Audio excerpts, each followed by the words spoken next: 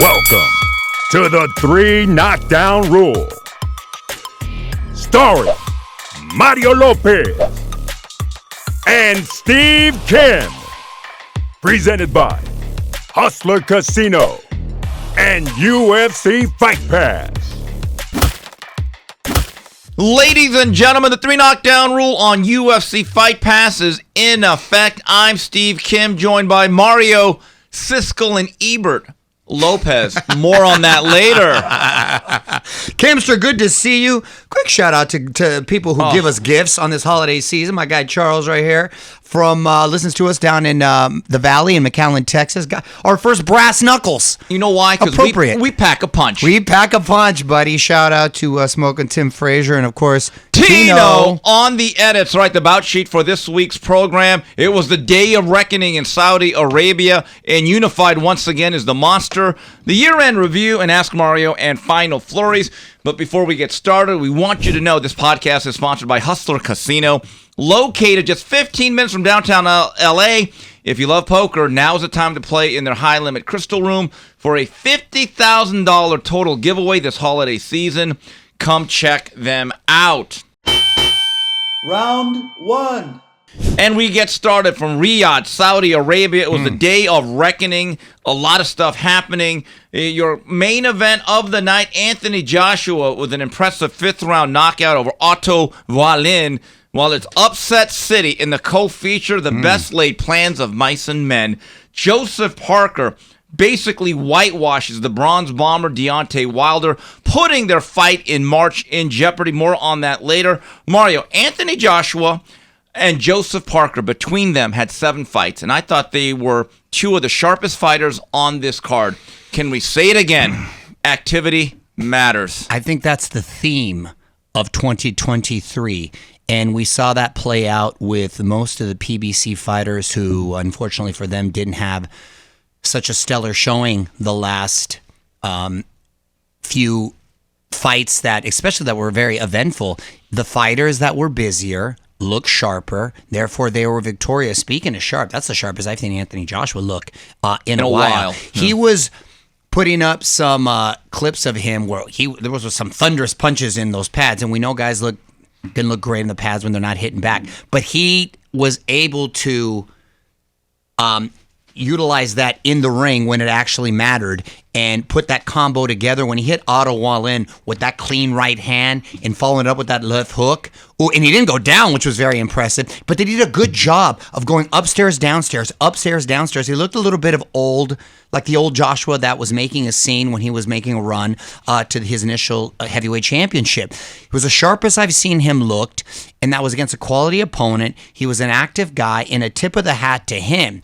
I don't want to transition too much over to the other fight yet with Deontay Wilder, but you saw such a stark contrast of a guy who was active, to your point, and was able to really put it together and make it work for him, to where not only was he victorious, but he's really kind of on the top of the mountain again, got a lot of buzz, to where another guy that looks like he's just not there with his legs anymore. He looked off, was a beat off, and I know we're going to get into that later, but Joshua looks like he's got his mojo back, and he looks like he's the guy who we thought he was back in the day. Anthony Joshua fought with command and presence and confidence, controlled things from the outside, was too strong from the mid-range, right hands to the body, and Otto Wallin, his arms were simply too short. So he was always in a catch-22, right, that he had to either dive all the way in or he's going to get picked apart from the outside. Now let's talk about Deontay Wilder. Here's the thing that got me from the very beginning. He was circling that ring. He was floating like a butterfly, which did not allow him to sting like a bee. And after the fight, a noted trainer, and I got to keep his name out of this because there's a lot of politics involved, told me a great point. He said, Steve, when you are training Deontay Wilder and you're going to set a game plan, you have to understand he is a linear fighter. In other words, he's got to be a railroad track, straight line A to B, controlled distance. He's not really good at setting his feet in a circular pattern and dancing and then pulling the trigger. You're much better off just understanding what he is. He's not going to dance. He's not going to box. He's not going to move. He's a puncher that has to come downhill, point A to point B. And what's interesting, Mario, the first round I said, okay, that's a feel-out round. I get it. He hasn't fought in a while, 3 minutes in about 24 months. Here's the problem. That became a feel-out fight. He looked like a guy He didn't want to get too close to that fire. Again, to your point about activity, whereas the flip side of that coin, Joseph Parker looked sharp. Another guy who looked better than ever.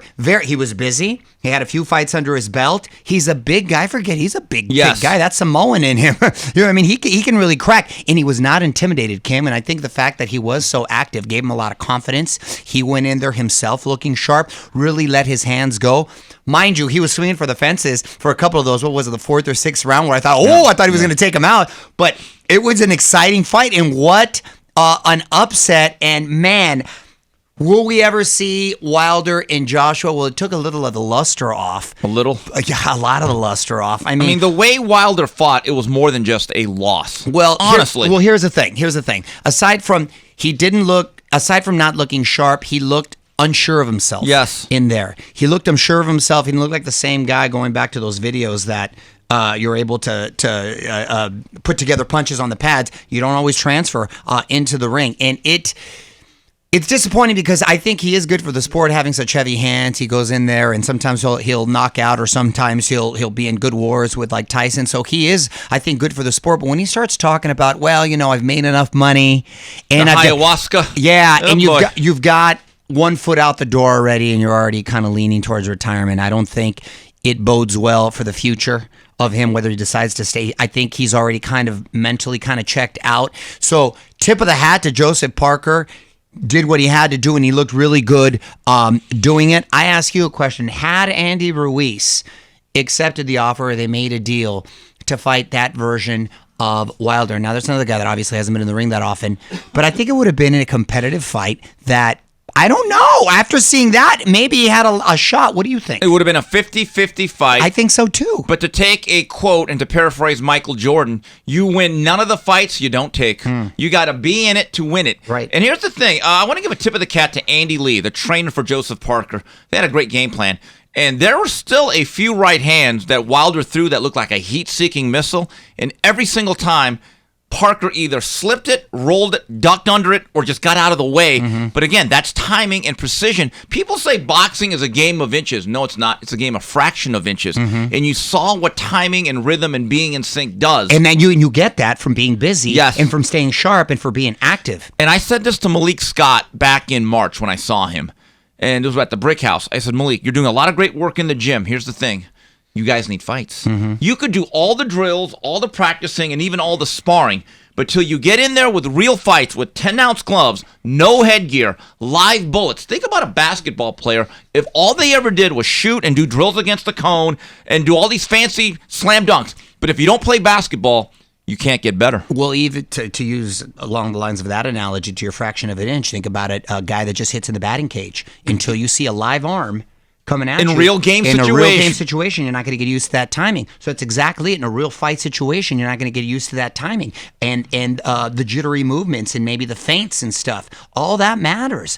So I don't care how much experience you have. You still have to be in there playing your trade and staying sharp. So as far as the future for Deontay Wilder, it's a major monkey wrench for him in his future. But like I said, it sounds to me like he's already got one foot out the door. And you know what? I'm not mad at it. Deontay is who he is. Yeah. People were trying to say the best, this and that generation. No, he was a guy who was exciting, who hit hard, who made for fun fights. He managed to make a lot of money. Made a lot of money, gave us 3 memorable fights with Fury. And if that's all it is, then hey, then I respect him for that. You know, it's that old line from Mickey after the statue ceremony in Rocky 3 when Mickey said, "I'm out of here." And Mickey's packing his bags, and Rocky says, where you going, Mick? And the worst thing happened to you that can happen to a fighter. What was that? You got civilized. Exactly. You got civilized. Hey, it's hard. I don't know, who was it? Was it Tyson or was it in a movie who said it's hard to get up in the morning and run at 5 when you're sleeping in silk sheets? I think Marvin Hagler made that quote That was famous. Hagler. I don't know if he came up with it. Also on this loaded card, WBA light heavyweight champion Dimitri Bivol with a 12-round decision over Lyndon Arthur, and the Ring Magazine cruiserweight champion Jai Opataya zaps Elizardo in 1. Then also another heavyweight action, Daniel Dubois with a 12-round knockout over Jarrell Big Baby Miller, and Agat Kabayel undresses Arslanbek Makhmudov in 4. Mario, Dimitri Bivol, I think we're big fans of his. I think he's unbelievably skilled. He's one of the greatest fencers that I've ever seen. But this is what he is. He's that sports car that looks unbelievable. that can do everything that modern technology will allow. It's fancy. It does all the things. But it just drives in the middle lane at 55 miles per hour, and it does not shift gears, and it frustrates the heck out of you. That's what he is. When you said fencing, that's exactly what he is. I've never seen someone use the 1-2 so effective. He literally just throws 1-2s. But he throws them so damn well, and he darts in and out so beautifully on his feet, and he times you so well, but he 1-2s you to death. I don't think I can count the number of hooks that he follows it up with, much less going to the body. If he ever fought a little bit inside or added a couple of assets, added a couple of wrinkles to his game, but it works for him, and he's effective, and he did beat him convincingly, and he is one of the best boxers in the sport. But you're right. It's like almost he underachieves with his ability, and it's frustrating. Mario, it's funny you say that. About 4 or 5 years ago, when there was the Legends Boxing Gym near Downey, California, Rudy Hernandez, who was there, and a lot of Manny Robles fighters were there, and for about a couple of months, Dimitri Bivol was there. Right as he became world champion. And Rudy Hernandez has a discerning eye. He goes, Steve, I know you like Bivol. Let me tell you something. That's maybe the best boxer in the world. However, he goes, Steve, he doesn't even understand how good he is. Right. And he said if he would add an uppercut to everything that he does, and that's what the announcers or a were hook. saying. Right. And I listened to a show called BDA Boxing. Good friends of mine, they've had me on the show. And a guy by the name of Jimmy, call him Jimmy's Corner. I used to call him to my old show. That relation to Jimmy's Corner in New York. No, but that's what we named him after. Okay. Jimmy really knows his boxing. He made a great point this weekend on one of their live streams. He said he's so good at the 1-2, he's never developed the 3 and the 4. Right. And if you would just mix it up a little bit in terms of the cadence, rhythm, and the variety, that's where people start to be able to crowd, and they are able to kind of cower.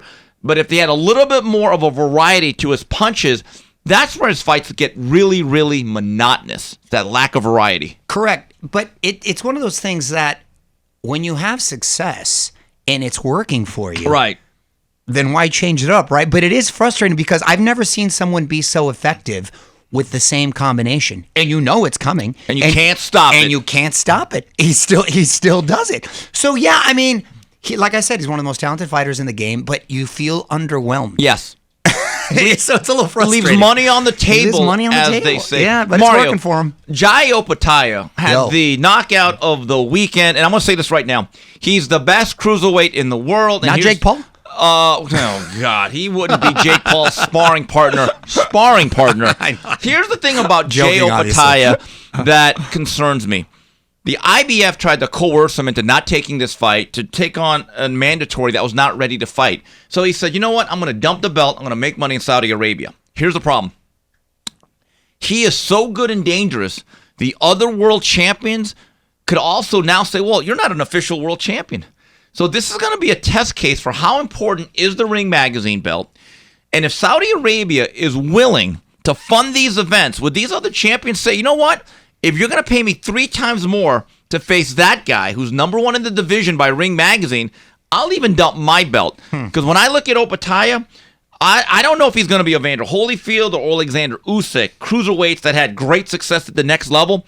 But in my view, he's the best 200-pounder on the planet. No, I agree, and I don't think anybody's rushing to beat him. Whether he can make that jump remains to be seen. But damn, he looked impressive that night. That was a hell of a knockout. I mean, just bounce the guy. Oof. And so we'll see what happens to Jai Opetaia, and hopefully there's an economic stimulus where fighters say, you know what, damn your sanctioning bodies, we don't care about your mandates. Again, this is prize fighting, last I checked. And if the money is good enough, let's hope guys throw their hat into the ring against Opetaia. Also, Daniel Dubois came into this fight with the reputation branded as a quitter. I think psychologically this was a big win. He had to overcome some early pressure from Big Baby Miller, and he outlasted him, was better than him, sharper than him, and he stopped him. And Daniel Dubois is still in his early to mid-20s. I would not count him out. And Arslanbek Makhmudov, he's a guy that looks like a Bond villain. By the way, before you move on, that was very impressive, especially considering the weight difference. Yes, 100 pounds, basically. Dude, 100 pounds, that's a whole person. Yeah, and for Jarrell Miller, and I like Jarrell. I used to call his fights on CBS Sports. Jarrell, I still like you. I have nothing against you, but less is more. you had the piano on your back after about the 4th round.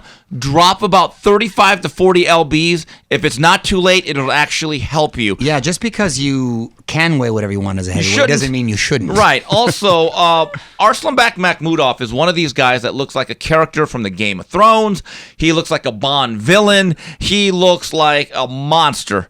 Here's the thing about monsters. They don't like to get hit back. And once Caballel didn't go anywhere and he started hitting him to the body, the air got out of the balloon and you could literally see Makhmudov's body shape and his body language shrink. So a big win for Agat Caballel. Yep. All right, when we come back on the 3 Knockdown Rule on UFC Fight Pass, we talk about the monster Inoue and everything else in the game of boxing. Catch it streaming live right on YouTube. Welcome to the big leagues, kid. $1.2 million.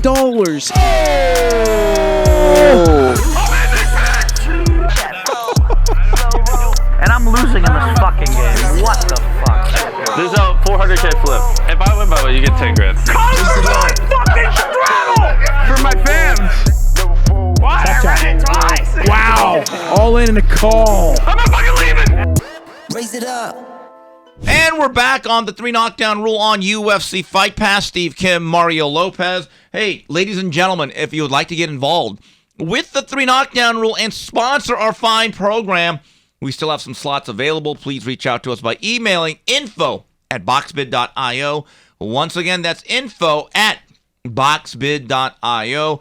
Boxbid.io is an online platform that is launching soon that helps public figures and professionals in the world of boxing get sponsorships.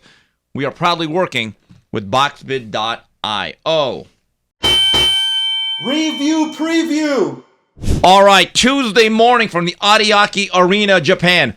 Bonsai on ESPN Plus, your new undisputed junior featherweight champion of the world, the monster Naoya Inoue, with a 10-round knockout over the game-tough, rugged Marlon Tapales. Mario, there's only 2 fighters in the world that can say they're 2 undisputed champions in separate divisions in the 4-belt era.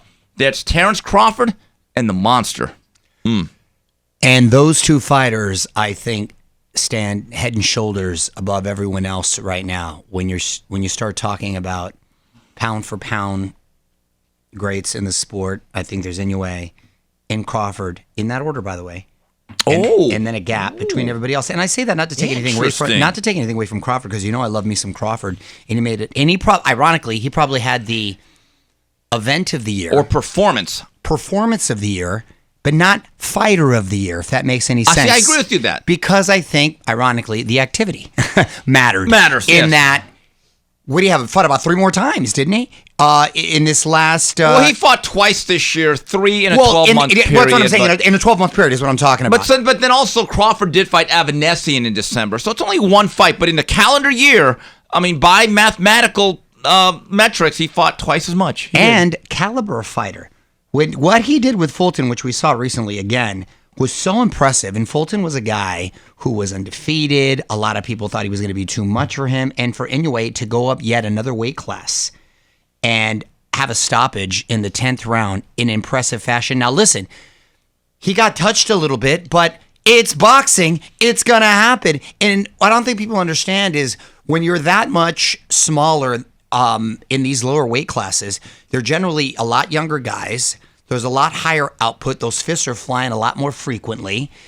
And you're going to get touched a little bit more. And tip of the hat to Tapales. My guy came very well prepared, showed a lot of heart, really tough, started digging those hard shots to the body, caught Inoue with some solid shots on the chin. And another thing about Inoue, my guy could take a shot, which we knew he could because he caught some with Donaire in their first fight. But in this one, he took some shots in a heavier weight class, and he still seemed very sturdy. He is so disciplined in the way that in his attack. We talked about how he's so compact with his punches. There's no wasted energy or movement. His feet are always in perfect position, and he's always has such great balance. He measures his distance so well.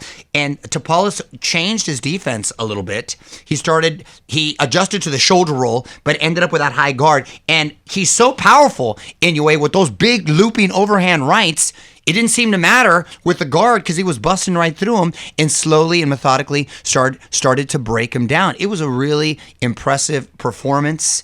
And I thought the fact that he went up yet another weight class and had yet another stoppage, okay, again, put the exclamation point for me that I think there should be no doubt about it that he is by far the fighter of the year. And right now, pound for pound, okay, the best fighter. We'll get into that later. I will give Tapales credit because I thought he would be your generally very tough, stereotypical, hard-nosed Filipino fighter. There's no doubt about it. Left no stone unturned. He And went out there and let those hands after a go. pretty rough beginning in round 4, when a blistering combination from Inoue sent him down, I'm thinking, this ain't gonna look good. Showed hard. But then the next 3 rounds, I thought Tapales made a very interesting adjustment. He didn't necessarily go into the Philly shell, but the Filipino shell. And the up jab started to give Inoue credit. And Inoue, again, you have to make the adjustment off the adjustment. I love the fact he started shooting the lead right, and he's looping it, and he would double and triple it. I love that. And then by the end of the 8th, he started to return the tide, and you could see he was starting to buzz him. And you're right. Those last 2 right hands, he hit through the guard. Those things were partially blocked, but the guy just crumbled. It was like a wrecking ball just finally taking down the foundation of a building. That's the power. And Inoue is such a gentleman, gave props to Tapales for his valiant effort.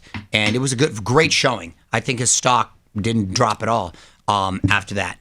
And it's funny because you start judging people by a curve, right? Kind of like when Tyson was on that tear, and if you're able to kind of go the distance, then you start kind of grading them a little bit, judging them a little bit. But that's a sign of greatness, when course. people judge you that harshly. Absolutely. But I think even Inoue said, you know what, I'm going to chill at 122 for a while. I'm with that. And I am not opposed to that. And I think there's some great fights to be made. I'd love to see him and Neri. That's a fun little fight. Oh, and the notorious Louis Neri, who was banned in Japan for some of his antics. And you got MJ Akhmadalia. We saw Neri against Azat Havonesian. Yes, tough Armenian kid. We saw him here in L.A. He's good, Ken. Yeah, and also... Now, he's good. Now, I think, obviously, Inoue might be a little bit too much for him, but that's a great little fight. And there's some...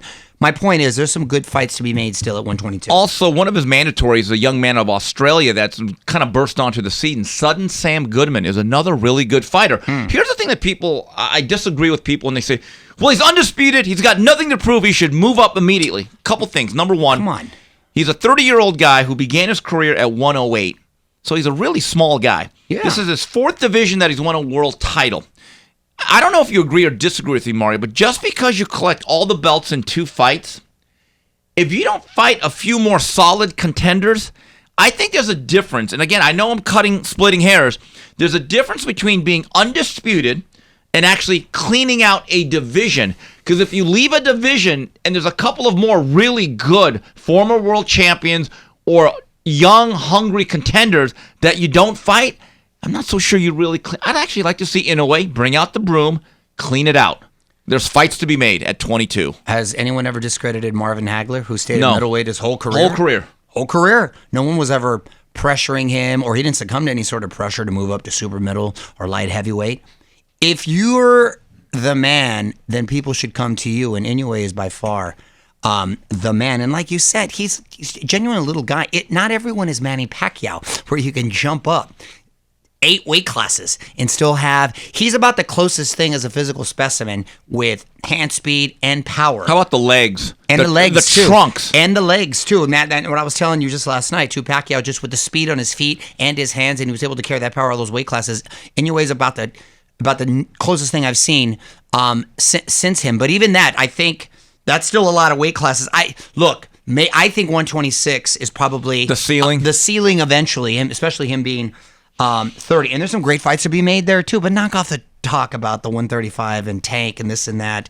Knock that off. That's ridiculous. I just find it amazing. There's more pressure from certain fan bases for Inoue to fight Tank at 35 than there is for Tank to fight guys like Devin Haney and Teofimo Lopez. And he's fought at that weight class right. before. And by the way, here's the thing that's interesting about Inoue. We were watching highlights yesterday at your house on Christmas Day, going through different highlights, preparing for the show. This is the first guy in Tapales who's actually the shorter guy in comparison to Inoue. I think that kind of actually played a role in some of the difficulty. When you're looking up at guys, the other guy generally, if they're taller, is an easier target. One thing Tapales did pretty well in the middle of the fight, he started to get his head all the way back, and he got into that slant stance. It made it a little bit more difficult. But you look at Inoue, when people say he's small, I like to think it's like when they said Emmett Smith or Barry Sanders were small. I said, no, they were short. Because if you look at their bottom half of their body, the torque and the acceleration that they bring to the table is unreal. Right, but I also said, too, when we were watching that tape, Inoue looks small compared to all his opponents. In the ones before, I was like, wow, he's small, which makes it all that much more impressive that he's able to have so much power and take these guys out, because all the fighters we saw him up against, he looked like the smaller man in there. Yeah, this was the one time, ironically, that he was a little bit taller. But still, you could tell the difference a little bit, even in power. Tapales, again, he's tough, man. He showed a lot of grit, and he really came to fight, which made it a lot of fun. Not to venture off too much, but day after Christmas, was it Rocky IV that Rocky had a fight on Christmas? Yes.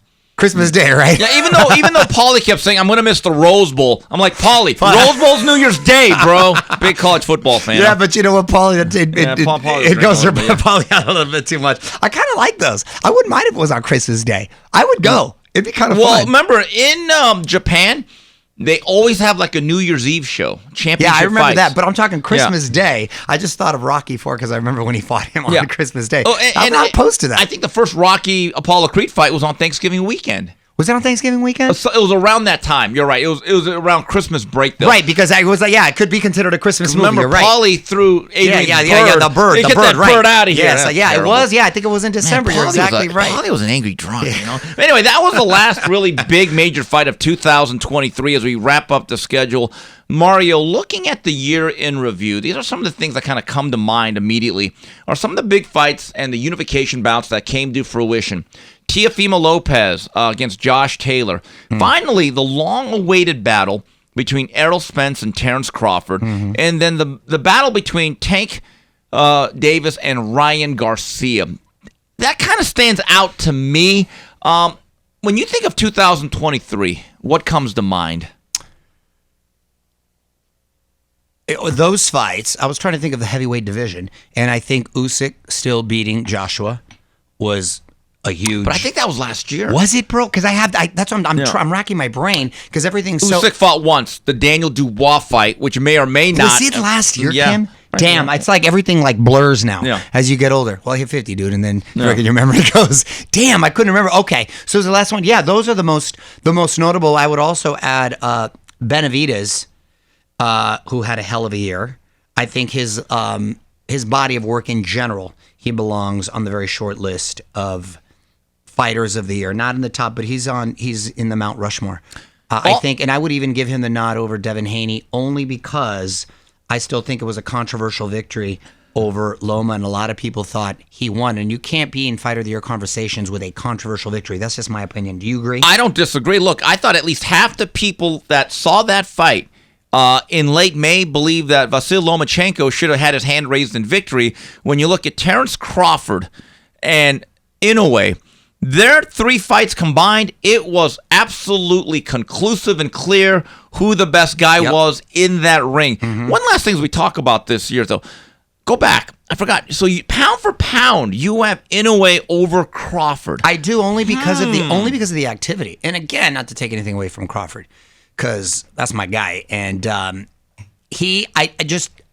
don't know if it's because he was maybe trying to position himself for the Canelo sweepstakes. I love that he wants that smoke. Obviously, he wants that great payday that comes along with it. But I just think he was inactive enough. And one fight, as great as it was, you can't compare that to a guy that just became undisputed in 2 weight divisions. But that's just me. I don't disagree, but keep this in mind. And again, I do believe that Errol Spence may have not been the Errol Spence of 2018. Again, things happen. But Errol Spence, I believe, if I am not mistaken, coming into that bout was a top 3 or 4 pound-for-pound guy. So when you say to yourself, Steve, who had the best victory on paper in 2023, I would have said, the guy from Omaha. No, that's what I said earlier. Yeah. I said individual performance, one fight, then I would give it to Terrence Crawford. But fighter of the year is just that.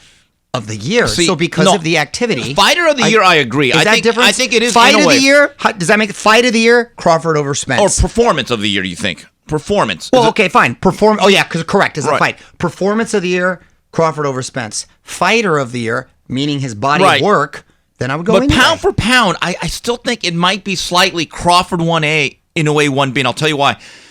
Even now, I believe Bud is just a tad bit more slippery. That's just my view. I think it's as opposed to Inoue. Oh, well, look, the only thing I would say is I feel the caliber of opponent that Inoue fought and going up in weight classes, because not to get meticulous. So you take Fulton not Tapales over Spence. Well, not to get meticulous, but this isn't the Spence. This is the same Spence that just got buzzed over Ugas. Remember? Mm-hmm. Right there. And it didn't look like the Spence pre-crash. I'm not trying to diminish Crawford at all, but if we're splitting hairs in comparisons, he fought a sharp Fulton that a lot of people were starting to favor. He fought a well-prepared Tapales. All his guys were on point. Yeah. It wasn't a guy that had a devastating car wreck and that was touched up earlier in his fight. We didn't know if he was the same. Does that make sense? I'm with you, but I still think, again, pound for pound is about, on this particular day and time. We're talking 1A. Yeah. It's not like there's no big... It's incremental difference. It's incremental, minuscule. And I get, like I said, they're on their own tier than everybody else. Yeah, there's two classes. Those two and everybody else. Also, I know people are going to be giving out basic awards, and I don't want to get too much into it because it gets monotonous. But Mario, when I think of best fight of the year, I think we watched it yesterday at your house. Rafa Espinoza against Robes Ramirez had everything you wanted. It had momentum shifts, drama. It had knockdowns, guys getting off the canvas. It had a dramatic ending, and I think just as importantly, the judges got it right. And it was an upset. Yes. A big upset. I agree as far as fight of the year. The storyline was great. You had a 2-time Olympic gold medalist, essentially in his hometown on the East Coast. You had this tough Mexican guy who was boxing well, gets hurt, gets dropped. Really almost dropped twice in that same round. Comes back, asserts himself. It was back and forth action. Essentially even, and Kriegel had it even going into the 12th. And then he drops Robes. It was for me the fight of the year with the drama of the ebbs and flow of the fight. By the way, I sent you a thing. I'm really becoming a fan of Rafa because my guy can sing. He's a crooner. He's a Renaissance man. Plays the guitar, sings. That was an original song I sent you that he wrote for his mom about winning the championships. And I was like, all right, I like this guy. He's like a full, well-rounded individual. So a tip of the hat to him. And people can talk about the prospect of the year. I know there's going to be a lot of heat for Emiliano Vargas. But you know what? I think Emiliano Vargas can win that award for the next 2 years. I think you got to give that award to a guy that's ready to graduate from the 8 to 10 round level to being in 12-round fights. A young man that I like, and he's got sharp skills, and he's got a very good head on his shoulders. I enjoy dealing with him. Bruce Shoo Carrington, featherweight out of Brooklyn, now based out of New Las Vegas. He's got all the tools, and his last fight against Jason Sanchez was a bit of a step up, and the way he looked, I said to myself, that guy's ready to contend as a featherweight. I really like him a lot. I have no problem with that. He's a talented kid, and there's a lot of fun fights to be made for him right there. Not to take anything away from Emiliano, too, but you're right. You got to have some sort of criteria, and I think he's got a high ceiling. Yes. And I really do like Emiliano. Mario, now the other story, we've talked about this the last couple of weeks, one of the big stories of 2023 is that there will be no Showtime boxing. And last week, Showtime put out this the end of an era video, about 38 minutes. I watched it, and it was a great run. But now HBO and Showtime are no longer in the sport of boxing. Our youth has just died. Our youth has just died. There's no doubt about that. And so a salute to them. And Mario, one last thing, and this is something that I focus in on every year now. And again, I'm not making any judgments, but I'm going to let the numbers speak for themselves. As you go to the Ring Magazine Top 10, it's Crawford, Inoue, Usyk, Canelo, Bivol, Haney, Spence, Tank, Teofimo, and bam, Rodriguez. Mario, do you know out of those 10 guys, guess how many times you think they fought this year? Total. 8. Not that bad. Well, how many guys? How many guys did you list? 10 guys. Oh, 12. 14. Wow. So they didn't even average 2 fights. They averaged 1.4. That's embarrassing. So I'm letting people know, like, if you're going to have a sport or an industry where your leading stars and your biggest names have to be out there the most, and I don't even count Canelo now, because when you're 60 fights in, I get it. You're going to fight once or twice a year. He fought twice at least. No, I agree. So think about this. There's 1, 2, 3, 4, 5. Oh my God. Six guys in the Ring Magazine top 10 fought one time. Here's my adjustment to that list. I have Inoue 1. I have Bud 2. Okay. I've got Canelo 3. Okay. I've got Usyk 4. I've got Teofimo 5. Then I've got Devin Haney. And then after that, I think. By the way, you can make an argument for maybe a Beterbiev Shakur or Bivol. Yeah, and Beterbiev, I think, fought one time because he got injured. He got injured, though. It wasn't. Well, he's always injured. I know. Death, taxes, and a Beterbiev injury. Yeah, which is so ironic because he's such a big, rugged guy that hits so hard. It's not like he's a fragile individual. You know what they say about sports cars, though? One spark plug's out of place. You can't put it on the road. Yeah. Teofimo, to me, is disappointing. He fought in June. So disappointing. And you're thinking, wow, he's back. And you know what he did the next week? Chilled. No, he announced his retirement. That's right. Well, chilled. You're right, like EPMD. And so my view is, and I will give, no matter what you think of the Lomachenko decision, okay? The decision is the decision. You know what Haney did? He said, okay, Regis, you're up. You want to get to someplace in this game, you have got to be active. I agree. And this whole notion that, look, even Ryan Garcia. The only reason I'm a harsh critic. He fought twice. No, I agree. You know what I like about Ryan, too? Real quick, with Teo, the only reason I gave Teo a little bit more of a nod is because he beat the man in Taylor, who beat Regis, who Devin beat, right? He still beat the man in that division. That was you went 6 degrees of Kevin Bacon there. Yeah. Now, I'll tell you what I do like about Ryan. He did fight twice, too, and I like that he wants to smoke. He wanted to fight Tank, got that fight. He's asking to fight Haney. You even reported that was legit, and he's not just having Twitter fingers out there. He wants to fight him. I like these. All these guys out there being Twitter gangsters, say what you want about Garcia, but my guy wants to fight the best. Yeah, and I think that's respectable. And I heard his family and his team are big fans of this show. And one last thing about Crawford, he was actually held back by the contractual situation with the rematch with Spence. I want to be a little bit fair about that. Yeah, I understand. Because that fight was supposed to happen before the end of 2023. But again, 14 fights from theoretically your best 10 fighters in the sport. Not good. Not good for the sport. Did you know in 1993, because I did a story on this for Ring Magazine last year, that the top 10 pound for pound in 1993, they fought a total of about 37 times? That was the last great era. Because you know why who was number 1 and 2? James Toney, who was the last American big-name champion to do non-title and tune-up fights. And Chavez, of course, who would fight on Showtime in 1 month. 3 weeks later, Culiacan. Didn't care. He just said, you know what? I'd rather get paid to fight than to train and spar. Exactly. You're going to get hit anyway. And might as well get paid for it. But unfortunately, we'll never go back to that era. Wow.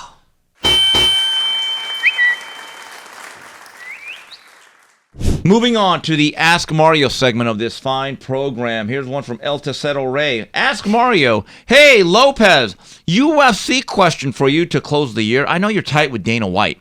What's the rationale behind the UFC to keep having events at the Apex and passing up on other venues? If you haven't been to the Apex, it's cost, isn't it? It's an awesome venue. Yeah, you've been there a few times. It's awesome. UFC land. Like what I call it. It's what it is. It's incredible what Dana's been able to build. The most incredible gym facilities you've ever seen in your life with the most modern technology and equipment. It's like a dream. It's like a heaven. You could be there for like a week and not use everything. It's so much. It's incredible. The event the event center, I should say, the Apex is so much fun. They utilized it a lot during the bubble, and now they have events there or constant fights there, and it's so cool to see. And if you're ever there in person, you have to come. It's fantastic. So he goes there and just a couple blocks over to T-Mobile and is able to utilize them both. But as we discussed, he's going to be the first to utilize the Sphere. So that's going to be, I can't wait to see that. Maury, it's very on simple. Mexican Independence Day Maury, weekend. it's very simple. It's a way to keep fighters busy. Yep. And if these fights are not going to do big box office, own the place, rent the place, use the place. Exactly. There have been boxing promoters that told me, Steve, I wish we had an Apex. That if we have 8 or 9 fighters that need wins, and instead of dispersing them throughout the country, just have a portal where you can have a building and say, hey guys, get to work, develop yourself, build a record. We can put you on a bigger show down the line. But I actually think, to me, that I love it because not every fight is going to be a pay-per-view event. Not every fight's going to sell a lot of tickets. But the fighters and boxers need to work. And some of those fights end up being fantastic fights, too. And they build to something. Yep. Again, here's one from Carl Brandt. Whom does Mario think Anthony Joshua should fight next, and where does Zhilei Zhang fit into the heavyweight mix now that it was shaken up last Saturday?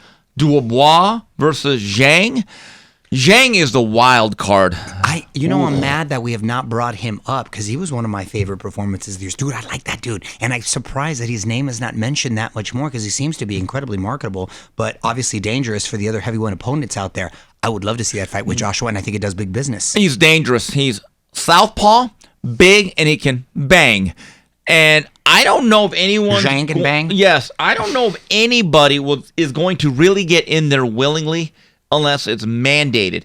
I don't believe for 1 second Daniel Dubois people will put him in there. There was actually talk earlier this year of Zhang getting in there with Tyson Fury, and I said, yeah, over Tyson Fury's dead body. It was way too dangerous.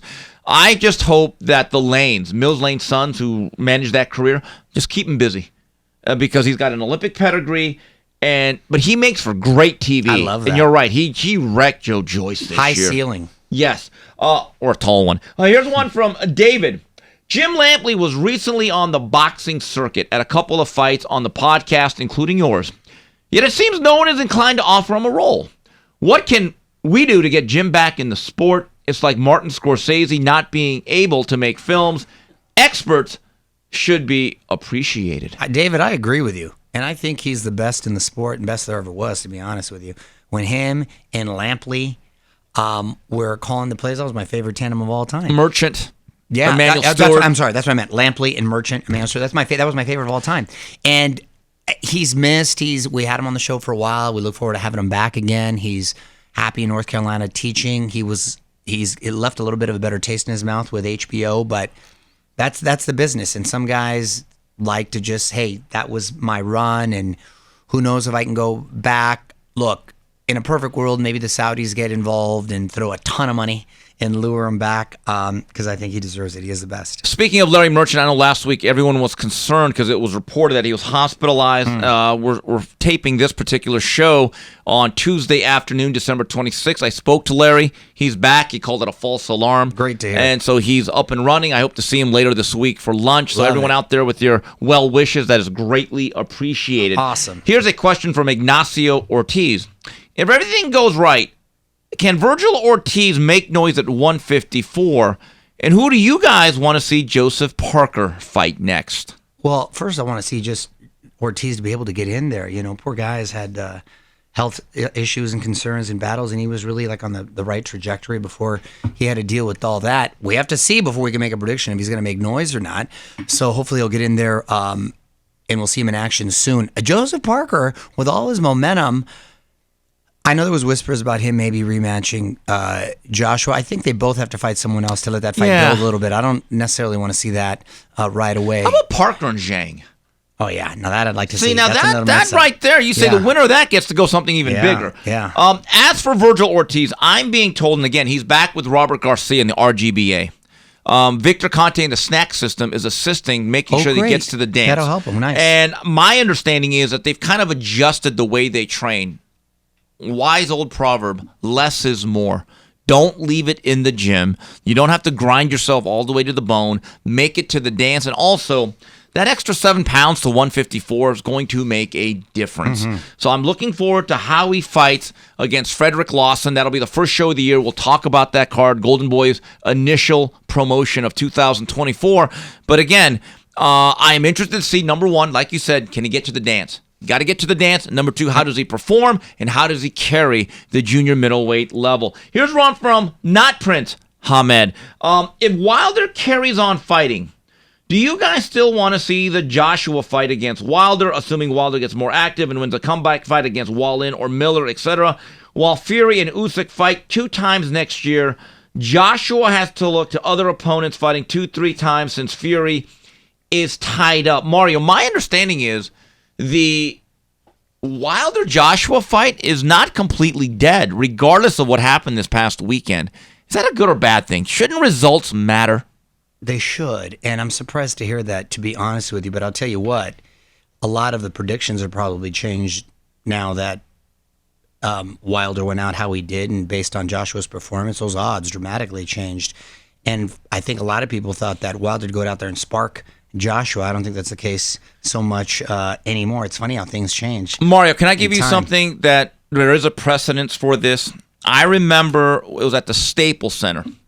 Manny Pacquiao was fighting Hector Velasquez, and then Eric Morales was fighting Zahir Rahim. I remember that. And it was supposed to be a prelude to their rematch.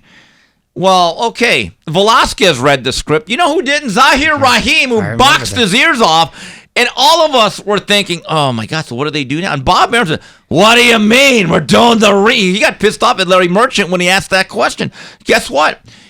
It didn't really dissipate the interest level of the rematch. So there is a precedent for that. There is, and it's weird, Kim, because like I said, had he been victorious, I think a lot of people would have went into the fight thinking that Wilder was going to spark Joshua. Now, it kind of makes it interesting. No, here's the funny thing about that rivalry. You know what I mean? And I call it a rivalry knowing that they've never fought. In 2018, I think a lot of people said 50-50 fight. By 2020, they think, oh, Wilder's going to bomb him. Mm-hmm. I mean, and then now it's like, oh, AJ's going to kill him. So, like, hey, here's the funny thing. They've never fought. I know. So maybe we actually just need to do this fight regardless. Oh, I wouldn't be opposed to it. I think Joshua's chomping at the bit, and I think it does probably bigger business than any other heavyweight fight out there outside of Fury Usyk. Right. And by the way, I'm not so sure that, again, those right hands that Parker was able to get underneath. Right.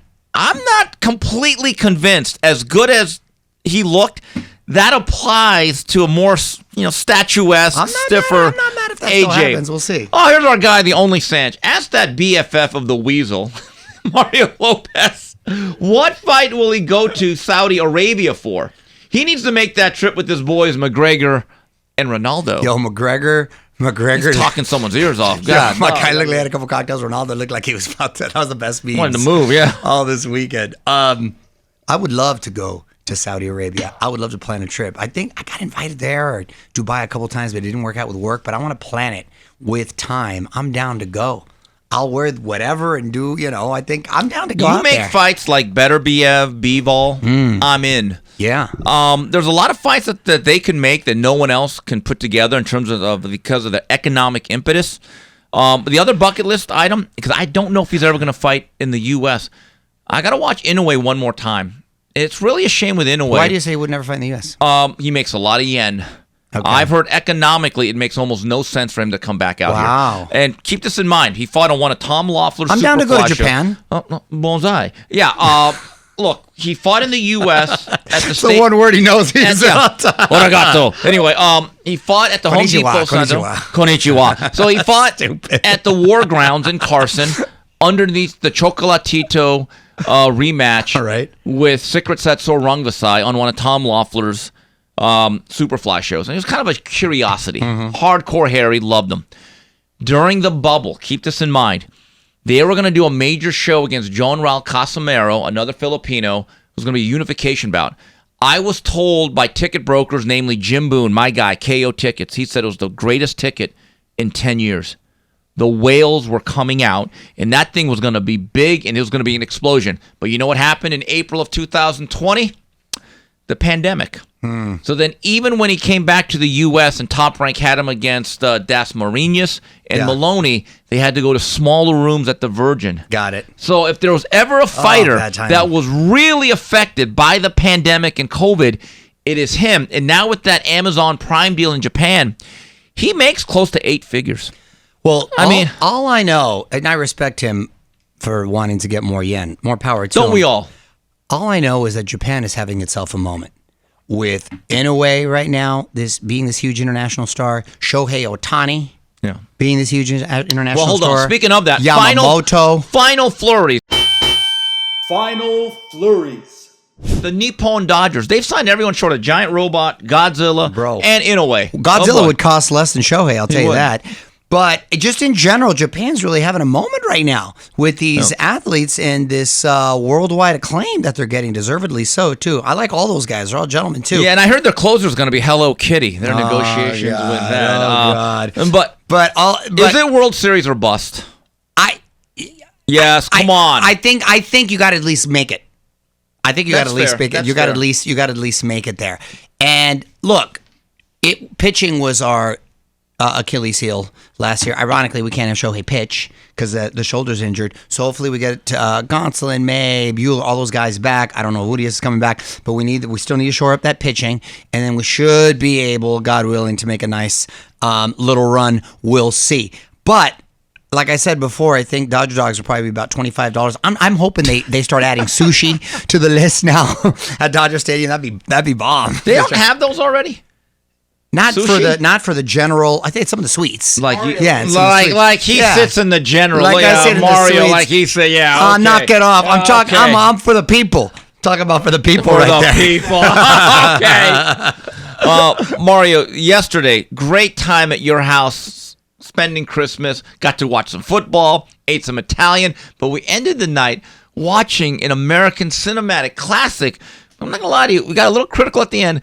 Couple plot twists that were holes in Heat. The movie Heat, classic, Great Michael Mann, Heat. Wow, 1995. what a movie. By the way, prior to that, it was like an unintentional Robert De Niro weekend too. We watched Killers of the Flower Moon. He's great in that. Is this old? In other words, bad you're guy. good. You're good. Yeah. Him and DiCaprio, so he stars in that. We watched Oppenheimer. He wasn't in that. Great movie, though. And then we watched The Deer Hunter, probably one of the best Vietnam vet movies. What a dark movie. All these movies are like 3.5 hours, too. Great in that. He was great in that. Then we watched Heat. And damn, he was good in that. And that was such a classic, great movie. Everyone was great. Now, what problem did you have in it? I cleared it up for you already. Heat? Why his stepdaughter ended up in his hotel room. They had been separated for a while, so the stepdaughter already had a key there. You don't think Michael Mann thought of that, Kim? They didn't really space it out very well. Oh, I'll shut be up. honest. Yes, they did. They don't need to break it down They didn't elementary really- school. they You know didn't- who's underrated in that and, movie? By the way, single mom, great job. Yeah, no, exactly. And she Yeah, deserves a blame. pissed You know me who's off. underrated in that movie? John Voight. Yeah, John Voight was really good. He's good in that, last time dude. he really played kind of a younger guy. Because at that point, he just became the old guy. Dude, he was great in that, Then though. became Bud Kilmer. Yeah. When football coach. Everybody was solid. here's And the- then that's when Pacino started doing all of his yelling. He went from Scent of a Woman to that, and he did all this. She's got a great ass. Right. Get shot walking your doggy. He was a Remember? good football coach. Good football coach. Yeah, that's any right. given But Sunday. everything was yelling. Yeah. Don't waste my motherfucking time. In other words, everything was and yelling. starring Al Pacino as Al Pacino. All right, the other thing that I found very interesting. Okay, and again, I like the movie. I love the movie. The cafe scene where they buy you a cup of coffee. Kate Manninelli's. Yeah, I love that. Here in LA. Okay, here's the thing. So, What? all right, so De Niro's character says, okay, he tells that girl, 30 seconds, I'm out. So he starts running at the hotel after he has to get revenge. He never told the girl. First of all, you're Well, wrong. you're He right. told Pacino, Yeah, no, but if you can't walk away from something In 30 seconds or seconds, late get the when you hell feel the heat coming, Get the get hell her. out. That's the discipline. So he made that. He made that decision. They were right? boxed in, by the way. They Right, weren't going so he anywhere. wasn't going anywhere. So he starts running away. I know. So here's the thing. So Pacino the ambulance gets in his way. The bus gets in the way. There's 800 people. He has like a 45-second head start. By the way, how in the world does he tail him? I got even. No, hold on. Come on. That's more believable than this. And my buddy who's a cop in here at the moment could tell me that's more believable. He just grabbed that 12-gauge shotgun from that cop like nothing. Right, give me that. Just give me that and just walk. I would be like, who's going to just hand over a gun? I don't think you do that, right? Yeah. You just don't. That was more unbelievable than Didn't him show fighting this man. Didn't He show just- the badge. Didn't show the badge. or No, anything? just grabbed it like nothing. Right. And so then There's a couple tough bites. Just we're being meticulous. yeah, that's what I am. And so then he goes onto like the runway of the airplanes. I'm like, okay, how'd you get on that so easily? It can't be that easy. And then all of a sudden, right, and then Pacino, the 90s. And then Pacino must have been like Italian Usain Bolt, because the guy had to be 500 yards behind. Then all of a sudden, the catch-up speed's like Deion Sanders in 1993. He's the closer. He's like Tyreek Hill. And I'm thinking, okay, now wait a minute. First of all, you're telling me that Pacino doesn't call in help? Like, hey, let's get to the airport. This guy's like kind of roaming around the runway. Come on, really? I don't have a problem with that. Oh, I you have a problem don't? with no, because it was open space and he was hiding, so it gave him a chance to catch up. When the lights came on and began his like sixth sense kicked in when he saw the shadow, remember? And Yeah. that's how he turned it on. That Indian sixth sense that he had was a little bit of a tough by that and grabbing the 12 gauge. But damn, it was a good But movie, also- and I like that they paid homage to LA. Yeah, and That I was great. also love the fact they had a part of Koreatown. I think one of my aunts or uncle's businesses were probably shown in there. And also, Dennis Haysbert from Allstate was in the movie, man. He was a cook. He was getting a raw deal, man. He knew the risks. He like knew De Niro said. He knew the risks. He didn't make it long. He was one of the first guys killed.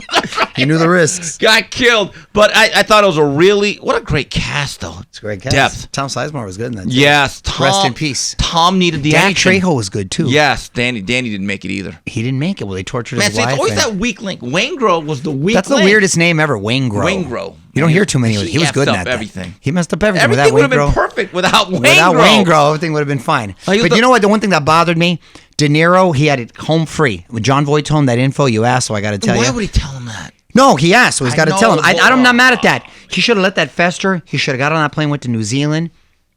Either waited about a year to come back and get Waingro, or he could have had one of his homies paid him handsomely to take care of Waingro. It's like Carlito's way. You're almost out of it. Exactly. And you're not. Exactly. Mario, NFL season. Moral of the story. Yes, the NFL season's about to wind down. Oh, we saw, hell of a game. Here's the issue. I'm going to tell you right now. My MVP, I don't know who yours is. I kind of like Lamar Jackson. Yes. I don't have a problem with that, but why does it always have to be a quarterback? That's the way it is. I agree. Okay, I don't think it has to be. Why can't it be Christian McCaffrey? Okay. Or Tyreek Hill? Yes. Why can't it be? I don't disagree. So I like all three of those. As far as offensive player of the year, I think you got to go McCaffrey. Defensive player, Myles Garrett, we said. We like Myles Garrett. Or TJ Watt. But again, winning or matters. TJ Watt. And I think Coach of the Year, you got to go Dan Campbell with the Detroit Lions. Dan's such a football You got to guy. go with him with the way he's turned that around. If you're the Chargers, I'm just telling you, and I know you speak to the Spanos, I know you hang out with them, you go into their suites and their box, eating their sushi on Sundays. I get it. Their sushi's bomb, by the way. Oh, see, again, regular guy here, Joe Fan here. What do you want me to do? I hang out with you. What do you want me to do? You know what? That's a good point. I got to balance out. Yeah. I got to balance class to craft. Yeah, right. exactly. I would tell the Spanos, hey guys, get the polar opposite. I'm being dead serious. You got to get the polar opposite of Staley. Get a true football guy like the Raiders. I kind of like Antonio Pierce. He's bringing that rugged, hard-nosed football mentality, and they are playing for that guy. I am not a fan of coaches that are too analytics-based, because you know why? This game is played by men with conditions that are not always perfect. And football's not played on a spreadsheet. And they need to respect their coach and want to win from Sierra Post to Harbaugh and Belichick now? No. Harbaugh, to me, is a real football coach. Now, he might drive everyone crazy by the fourth year, but you might be in a couple Super Bowls or at least a championship game. But in my view, there has to be a swinging of the pendulum. Instead of getting like these analytics guys, get football guys. Get a Dan Campbell. Get an Antonio Pierce. Get guys like that where men will actually say, you know what, lead us. I like that. Okay. So MVP, I'm telling you, Lamar Jackson, those Ravens look good. Yeah. Both sides of the line of scrimmage. And Lamar Jackson, you say, well, how come a quarterback or running back? Well, he could be a running back. He's a running back / receiver No, class he looked quarterback. good, but I'll tell you what looks even more impressive is that damn defense. Yes. Purdy threw, 4 interceptions, could have been 5. That defense looked impressive. Yes. That looked like the Ravens defense of Ray Lewis days. Ed Reed. Yep. So that's going to be really, really interesting. And Mario, it's our last show of the year. We'll be back in 2 weeks. What a year it's been. We're back.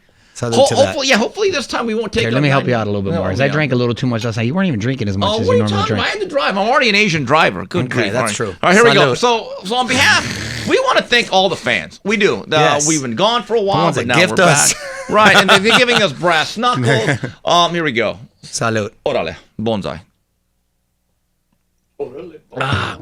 And one last thing, again, if you want to sponsor our fine program in 2024 and beyond, email us at info@boxbid.io. And Mario, we will be back in 2 weeks, second week of January, talking about everything in the world of boxing and beyond. So on behalf of Mario Lopez, Smokin' Tim Frazier, and Tino on the edits, this has been the 3 Knockdown Rule on UFC Fight Pass.